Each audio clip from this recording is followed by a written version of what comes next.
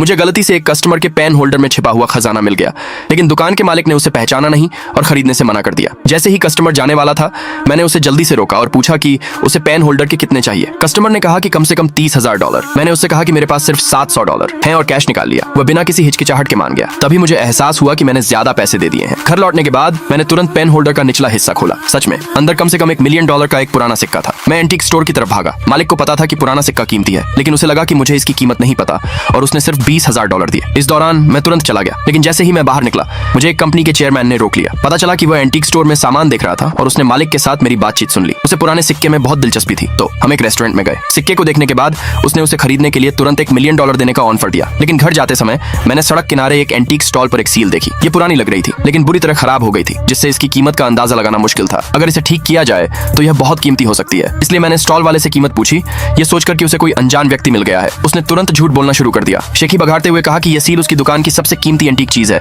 जिसकी कीमत कम से कम $70,000 है। मैं उसकी इस हरकत से खुश हुआ और सीधे अपना वॉलेट निकाला। उसमें सिर्फ $120 थे। इसलिए मैंने पूछा कि क्या वह इसके लिए $100 लेगा, जिससे अगले दिन खाने के लिए मेरे पास $20 बच जाएंगे। मालिक ने तुरंत $100 छीन लिए और कहा कि सील मेरी है। बाद में मैं चेयरमैन के घर गया। ध्यान से देखने के बाद चेयरमैन ने तुरंत $2 मिलियन देने का ऑफर दिया। हाथ में $2 मिलियन लेकर मैं अपनी गर्लफ्रेंड को जेडाई ट्रफस्टोन डिस्ट्रिक्ट ले गया, जहां अचानक मेरी मुलाकात एक अमीर युवा मास्टर से हुई। उसने देखा कि मेरी गर्लफ्रेंड कितनी खूबसूरत है और जानबूझकर मेरा गरीब होने का मजाक उड़ाया। मुझे उसकी बात पर गुस्सा नहीं आया, लेकिन मेरी गर्लफ्रेंड ने मेरा बचाव करते हुए उससे माफी मांगी। दूसरे पार्ट के लिए कमेंट में यस लिखे।